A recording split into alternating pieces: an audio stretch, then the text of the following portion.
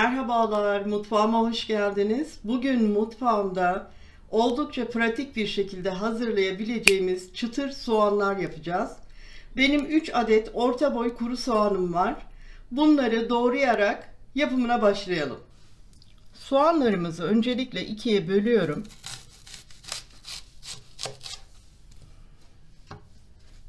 Şimdi çok ince olmayacak şekilde piyazlık doğruyorum.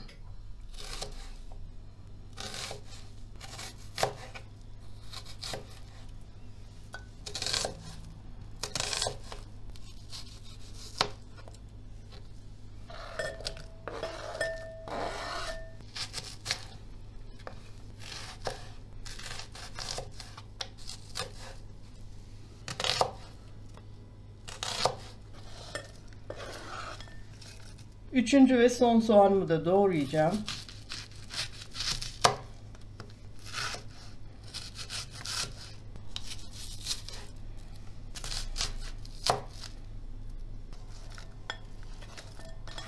Uygun bir sos tenceresine 2 bardak 200 milim bardak ile süt ilave edeceğim.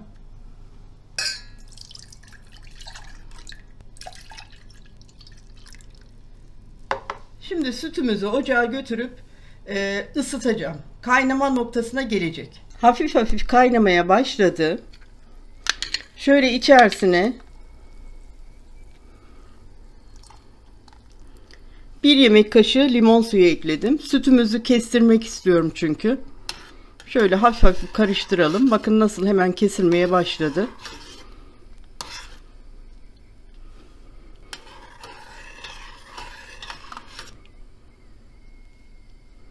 Evet, şimdi ben altını kapatıyorum.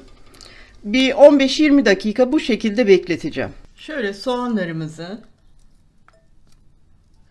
açabildiğimiz kadar şöyle tek tek açalım.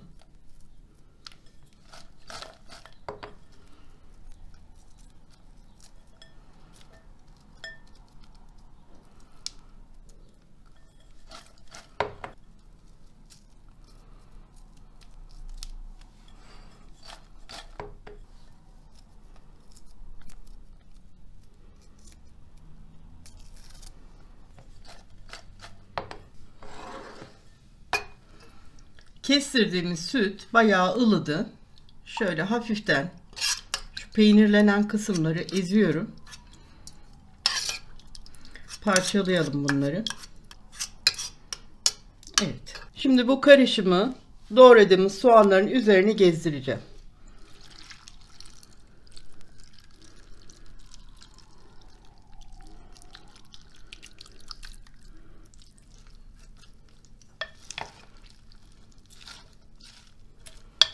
Soğanlarımızı kırmadan şöyle hafif hafif karıştıralım.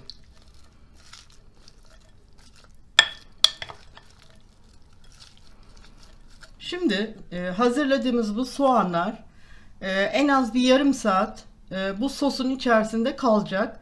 Ama ara ara gelip karıştırmayı da ihmal etmeyelim. Yarım saat beklettim. Soğanlarımız kesilmiş sütü bünyesine güzelce çekti. Hafiften de yumuşadılar. Şimdi unlu karışımını hazırlayacağız. Şöyle genişçe bir kaba 1,5 bardak un koydum 200 milim bardak ile. Şimdi içerisine baharatlarını ilave edeceğim. 1 çay kaşığı kadar karabiber. Yine 1 çay kaşığı kadar kırmızı toz biber.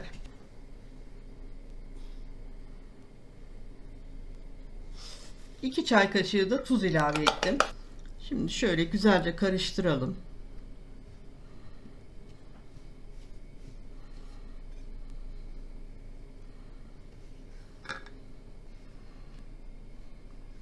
Evet. Şöyle biraz alıyorum soğanımı ve unlu karışıma şöyle ilave ediyorum. Her tarafına gelecek şekilde karıştıralım. Una birden çok soğan ilave etmeyelim. Yavaş yavaş, azar azar.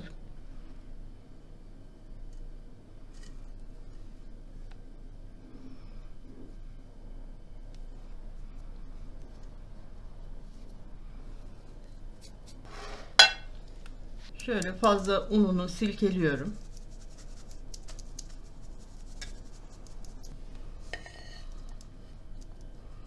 Bu şekilde hazırlayacağız.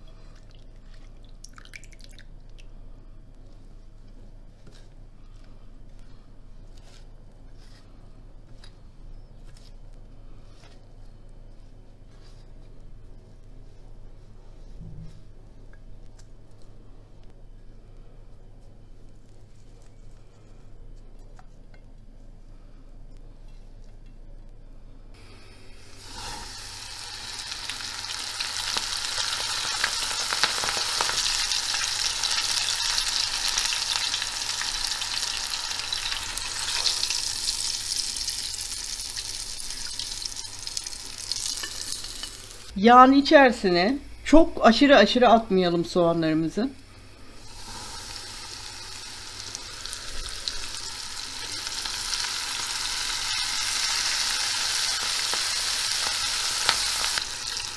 Çok çabuk kızarıyor arkadaşlar. O yüzden dikkatli olalım.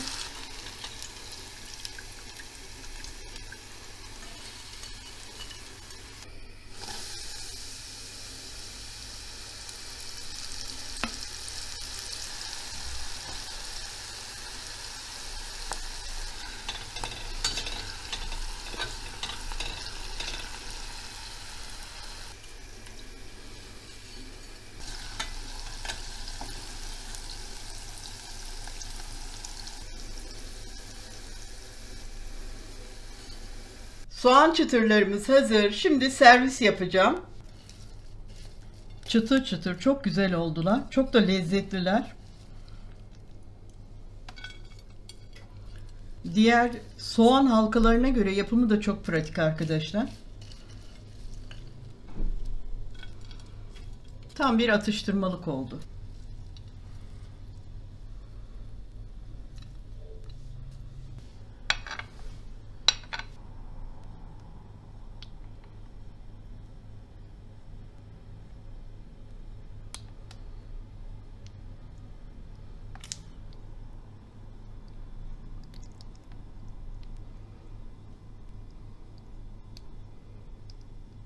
Evet, soğan çıtırlarımızın servisini de yaptım. Çok lezzetli oldu. Kesinlikle denemenizi tavsiye ederim. Bugünkü tarifimin de sonuna gelmiş olduk. Bir dahaki tarifimde buluşmak üzere diyorum. Hoşça kalın.